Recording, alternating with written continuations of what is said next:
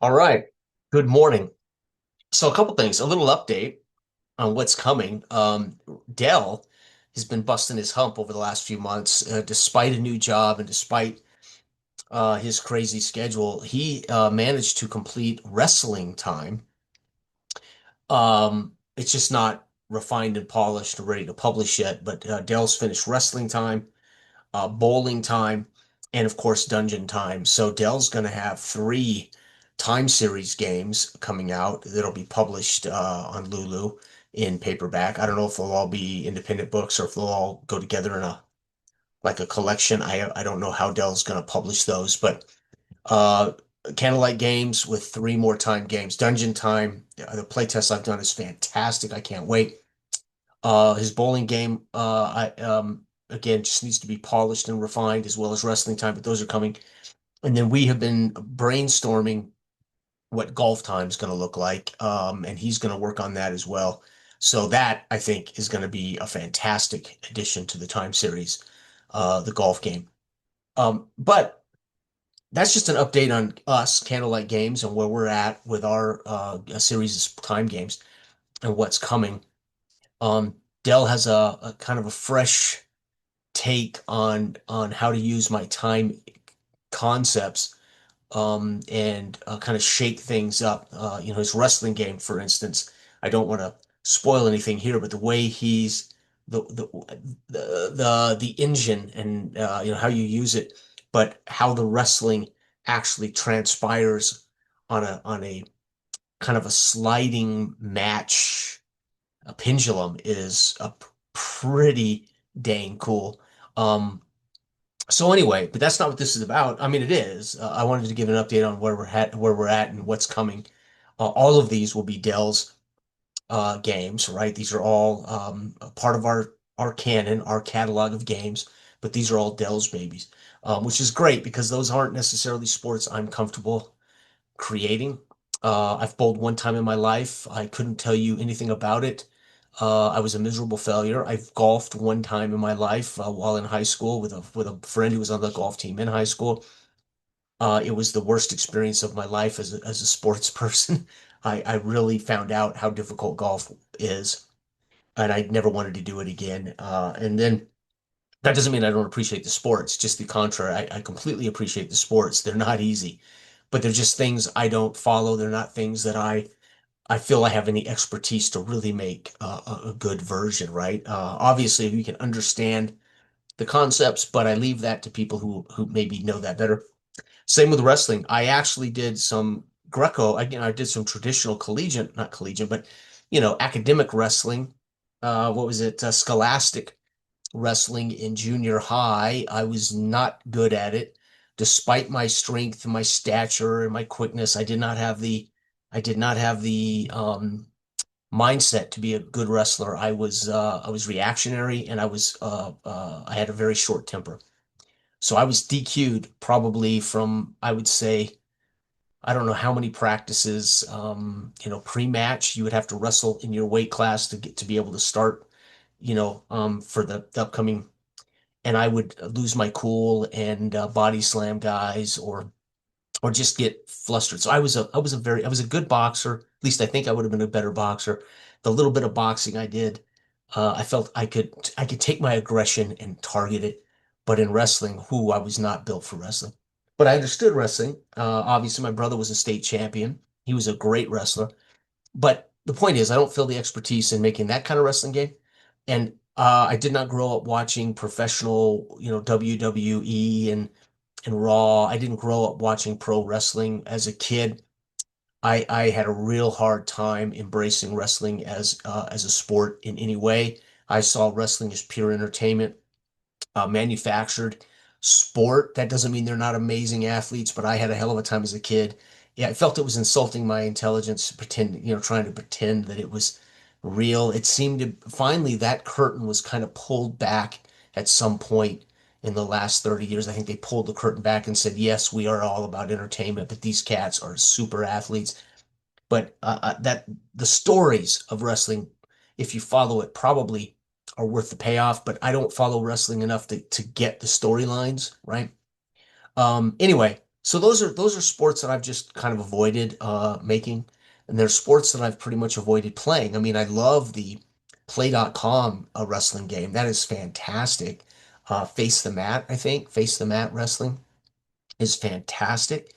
I've played a little bit of the wrestling game from Downey Sports. That's been fun, but ultimately I don't have the mindset to stick with wrestling for any long period of time. But that doesn't mean, I don't want to see my time engine as a good pro wrestling game. So I'll leave that to Dell. And I'll be honest, there's only so much time in the day, right? When you have time to read or watch TV or to play a game or to write or create, you have to prioritize. And I tend to pick football or boxing on my table when I play over almost everything else. And that's not because there aren't great games in other sports. It's because those happen to be my favorite. And for the time I have in the mornings, that's usually where I fall, right? Especially if you want to finish any big projects. Okay.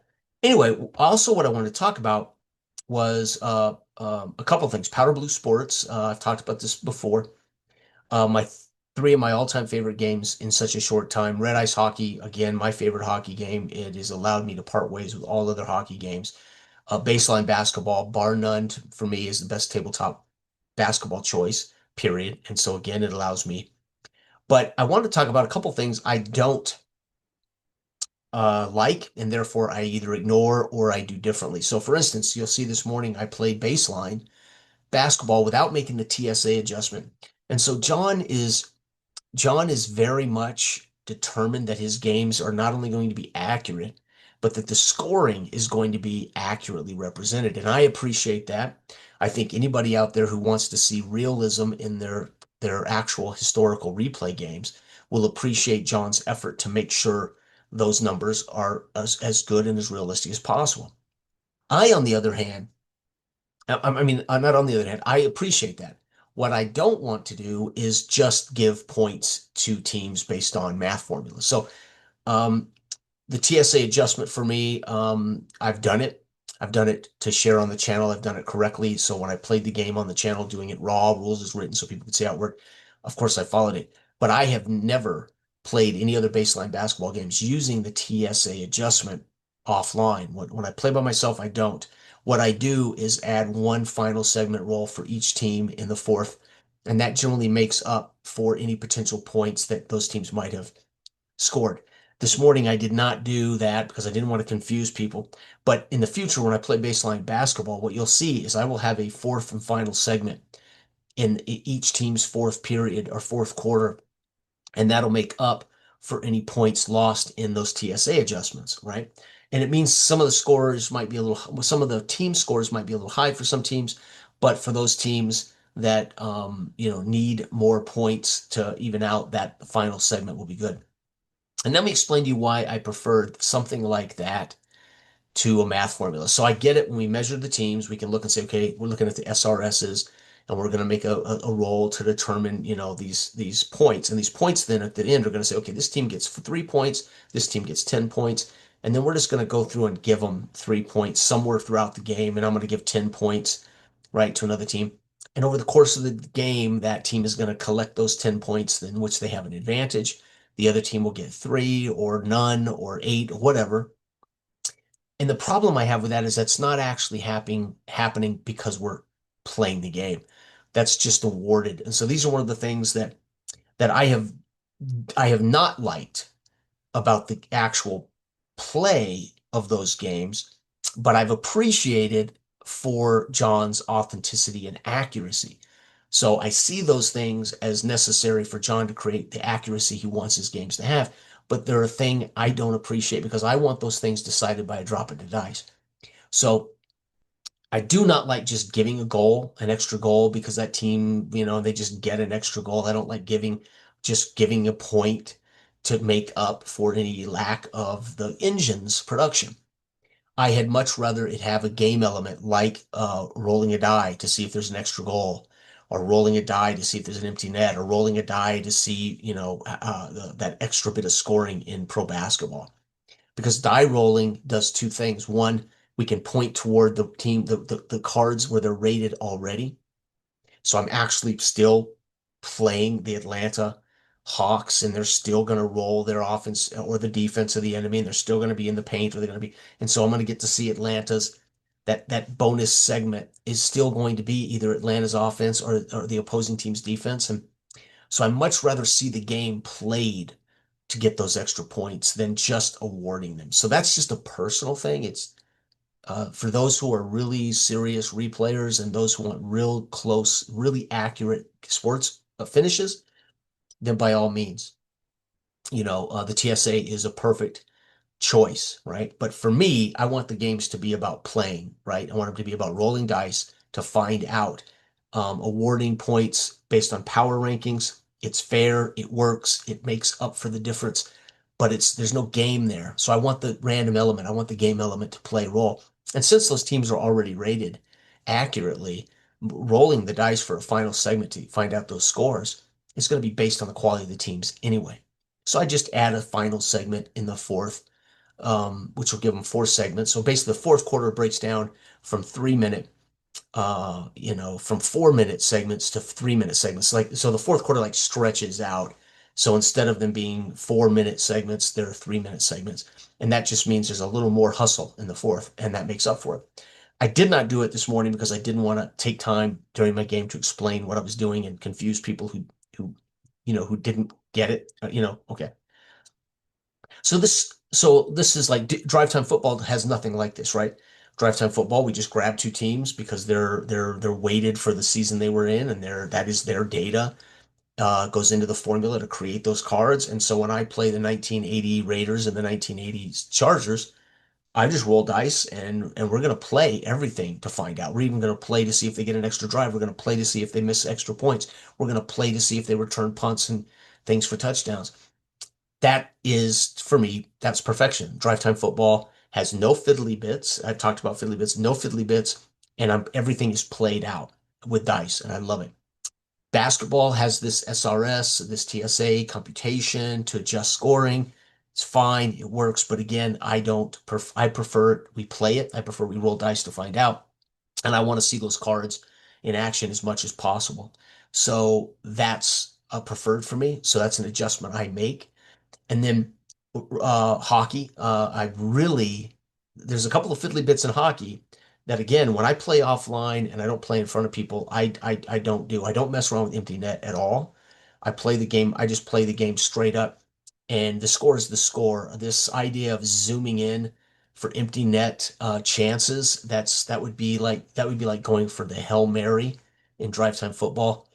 I would not appreciate a drive time football coming to the Hail Mary and we're rolling the dice for a single Hail Mary chance. It would ruin the whole concept of the abstract game. So empty net feels that way for me in red ice hockey.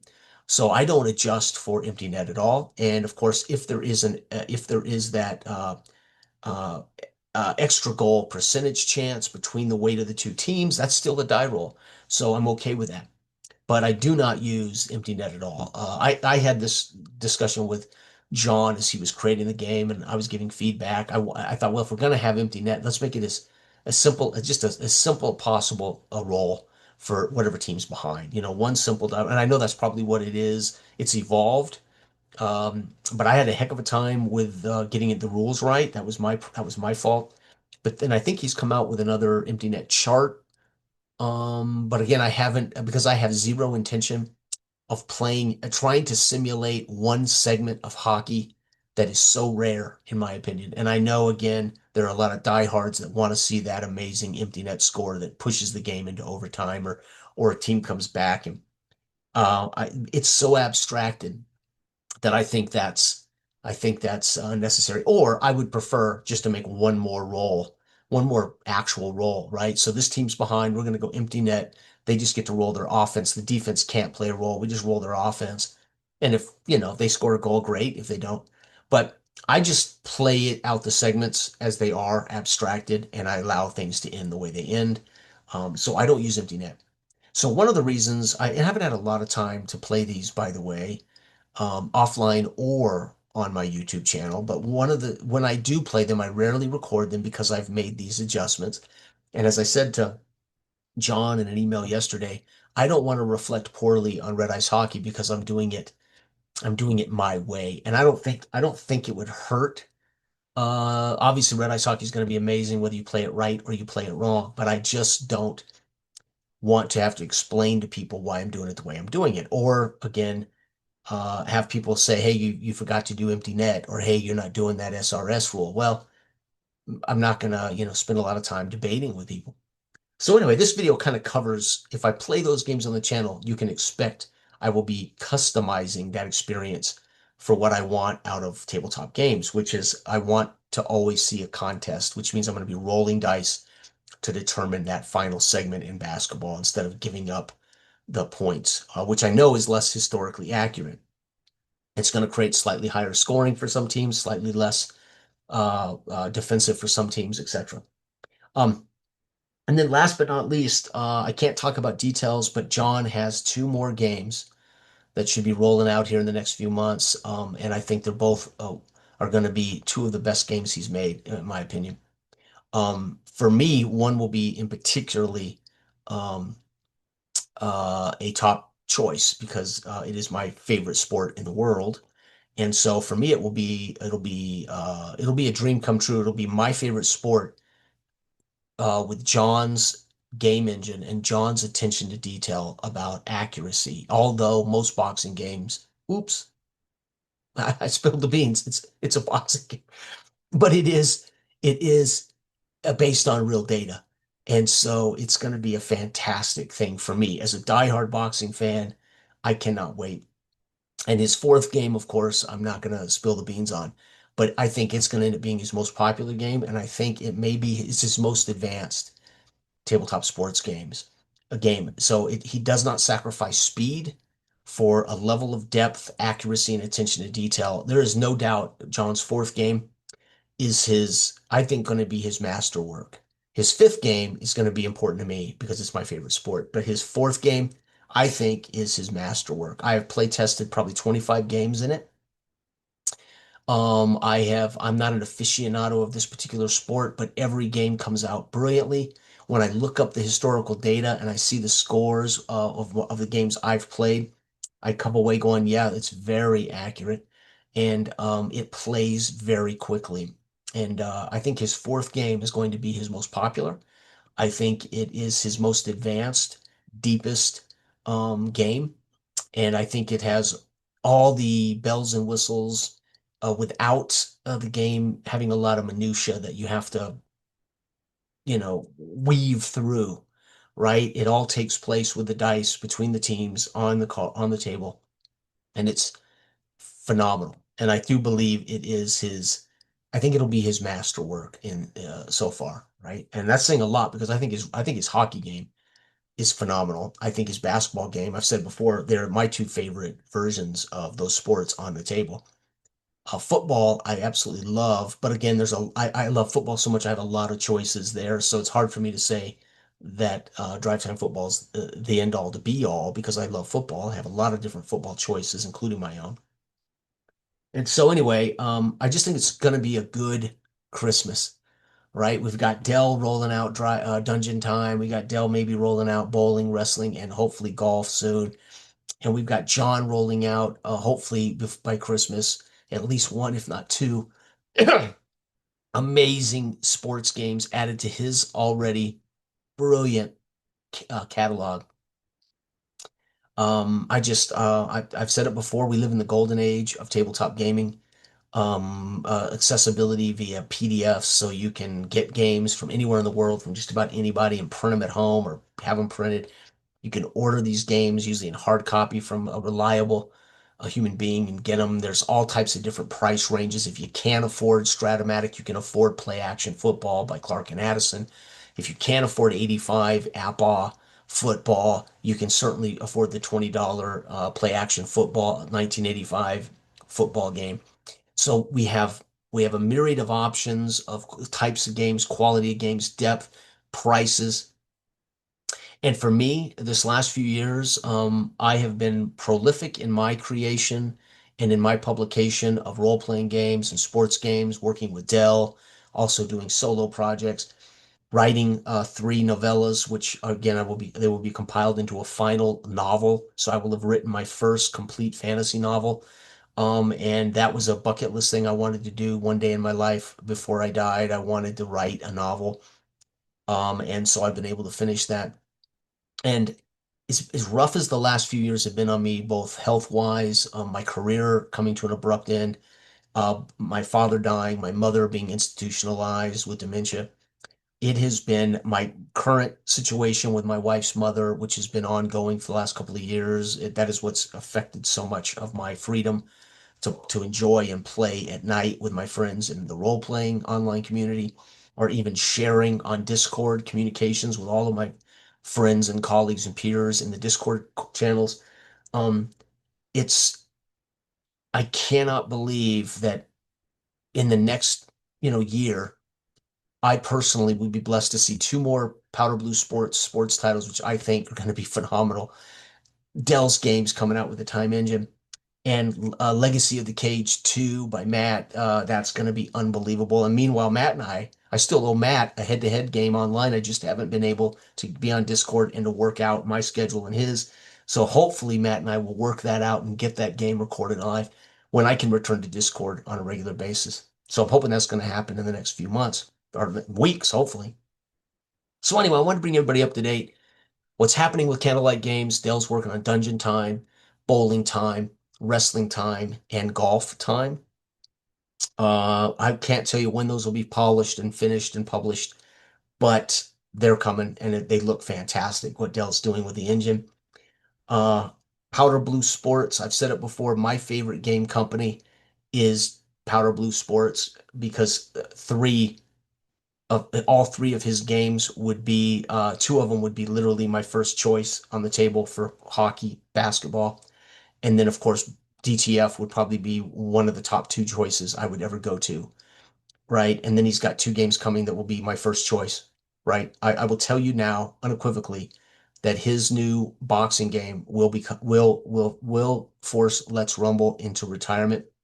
Um, that's how much I love the PBS engine, but that's also almost how much I love the look of this boxing game. What I've seen, what he shared with me, looks phenomenal. And then, of course, I'm looking forward to Legacy of the Cage 2. I haven't had time to play any Legacy of the Cage in the last few months. I've been so busy writing my own book. I've been so busy working on my games, like Big Country Secret Agent, things like that. So anyway, I just want to bring everybody up to date. It's going to be an amazing fall and hopefully a glorious winter, at least in the tabletop community. At least for me, I am biased. Um, I feel blessed because I think all these things are I'm going to benefit the most from in the fact that I'm going to enjoy all of these games. I can't speak for those who don't like fast play games. I can't speak for those who already have their favorites and don't need anything else. But it is definitely a surprise and a dream come true to see John able to make a boxing game using his brilliant PBS system. I call it the PBS system. John does not. I do, but it is a PBS game through and through, and I've already talked about it enough. I love the PBS system, how his games work, the color, the aesthetic, the use of the dice, all that, just the way his games function. Very little fiddly bits. There are some, there's some formulas and some fiddly bits that aren't actual dice rolling mechanics, or we're having to remember to add it, like the empty net. Oh yeah, we get to the empty net, we got to do this right.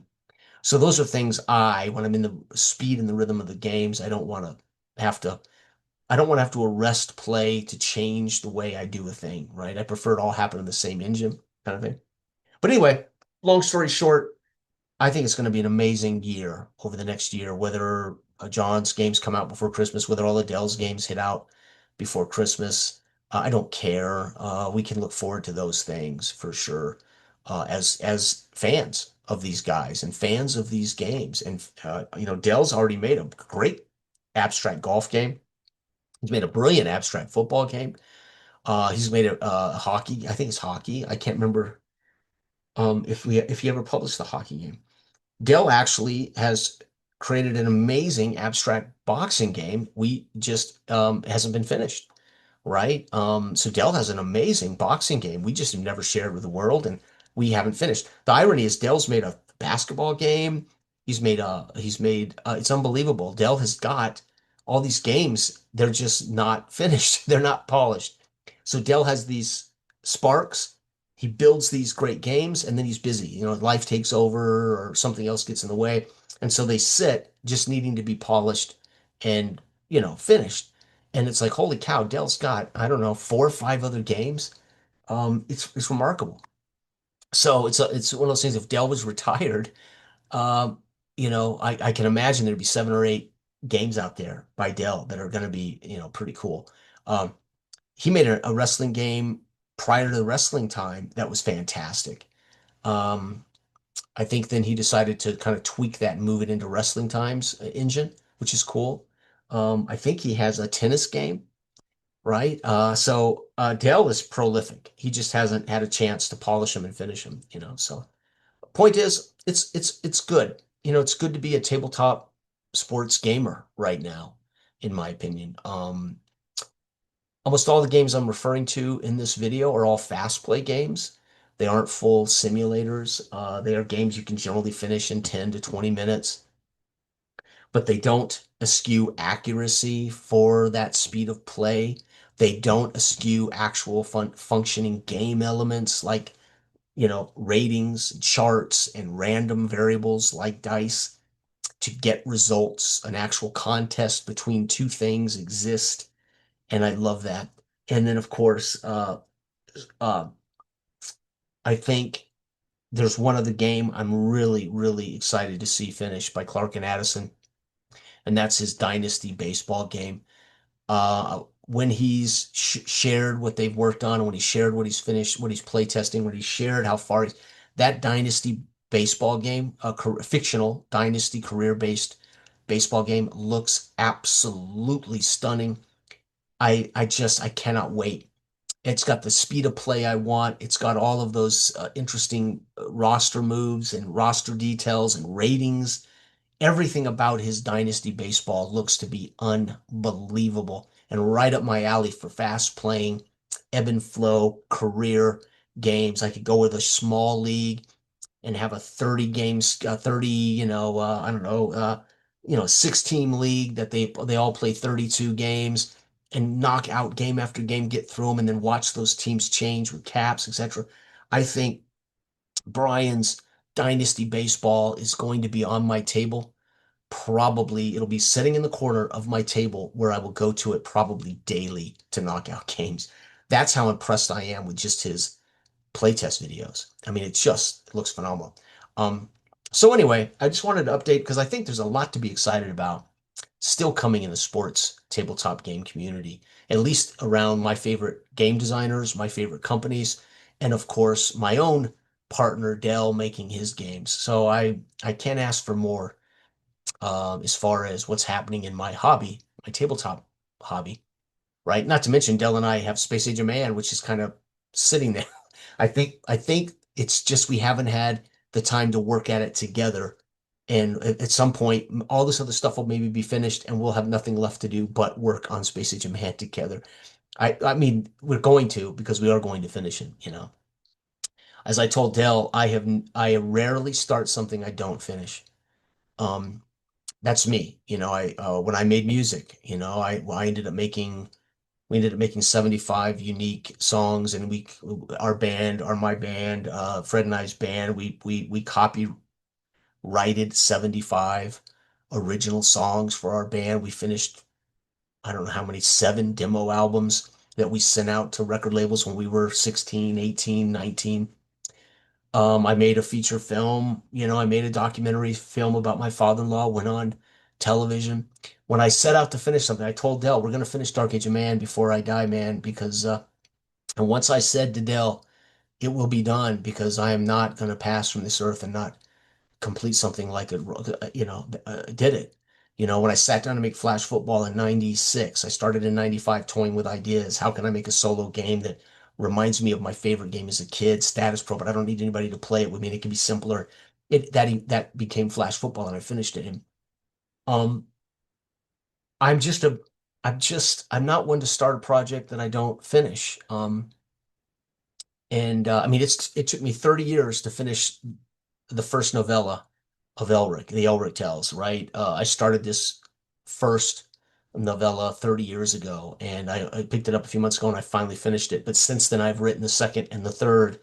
And again, the second one's been published. The third one I am editing right now. That'll be published, and then I'm going to put them all together in one Elric Tales novel, all three novellas in one book. And that was a project I started 30 years ago. So generally, when I say I'm going to finish at least a creative project, I generally do. And so I had a bucket list that I wanted to write a novel in my lifetime, and that's done. I haven't I haven't put out the novel yet, but I mean the writing's done. I never dreamt I would make a role-playing game, and if not for my wonderful friendship with Dell, um, I had created a Dark Age of Man game, Dark Age of Man, excuse me, yeah, Dark Age of Man, Dragon Slayer. I had called it Dragon Slayer. It was a D10 system, and I hadn't shared it. I finally shared it with Dell and Mark, and we play tested it. And from that play test, I learned some very important things from Mark and Dell. And then Dell and I together, when we put our forces together, there was no stopping us in completing Dark Age of Man. But I had no intention of ever publishing a role-playing game. Since then, I've published two of my own, Man v Beast and Big Country Secret Agent, for what they're worth. But those are things that I was felt strongly about and wanted to complete. I have another D20 OSR role-playing game that I've been sitting on for the last 2 years, that I was working on while we were working on Dark Age of Man. I was working on a D20 OSR that is finished. I just haven't completed the bestiary and I haven't shared any of it really. I've teased in our Discord last year about playtesting it, but did not get any hand raised. Nobody raised their hand to playtest it, so I let it go. And so, but I have it. It's done. It needs a bestiary, and it's unique. It's a unique fantasy OSR D20 game that's technically done. Um, so it's been a brilliant and productive last 3 years, despite, and I think COVID in a way, and then my inevitable near-death experience, thanks to my experience with the COVID vaccine, just about killed me. Um, that lit a fire under me to get and to do all the things I had kept putting off. I'm not a bucket list like, hey, I want to dive out of an airplane. Nah. I want to see the Greek islands. Nah, I'm not that. My bucket list stuff has always been what I would like to leave the world. What I want to leave the world a book. I want to leave the world a mark. Game. I don't have a bucket list of seeing Rome. I'm a I, I'm an I'm the kind of I'm a creative intellectual homebody who much prefer to spend his days at home working or with his wife and his family, watching TV or reading a book or working, being productive in career. But I don't have a bucket list of things I want to see. I don't have a bucket list of things I want to do. I have a bucket list of things I wanted to accomplish, things I wanted to finish and share with the world.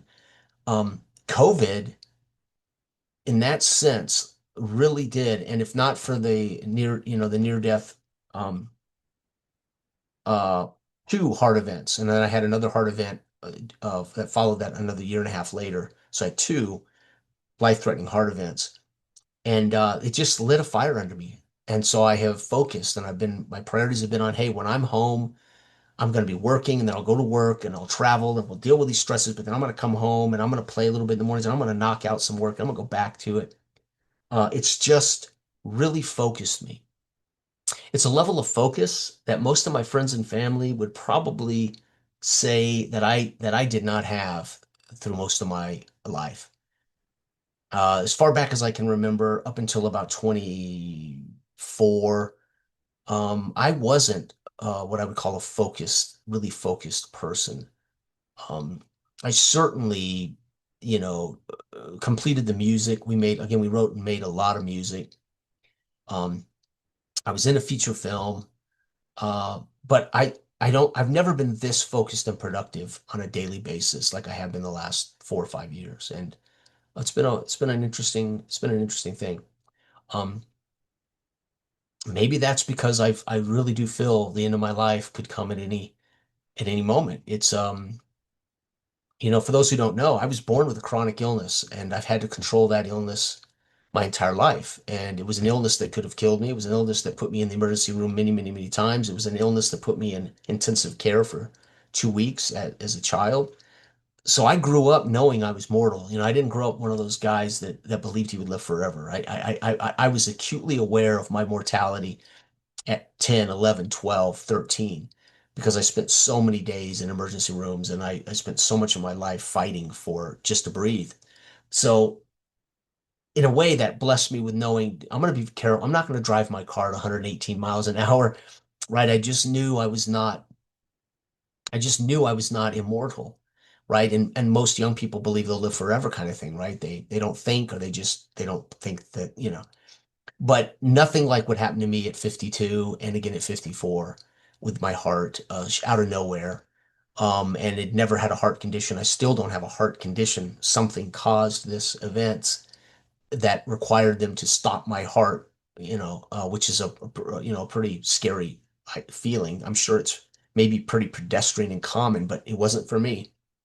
And it changed my perspective on what the hell. And then to see my father pass away and their decline and demise and his passing and my mother's demise and her decline and my mother-in-law, you just start saying, wow, the older we get, we start seeing our friends get sick and we start seeing our family go. We start seeing all the things that we appreciated. If we're as sports fans, you start seeing your favorite old players pass on. And obviously, the older we all get, the more we get closer to the end and we start evaluating, wow, time's passed and wow, what's next? And holy cow.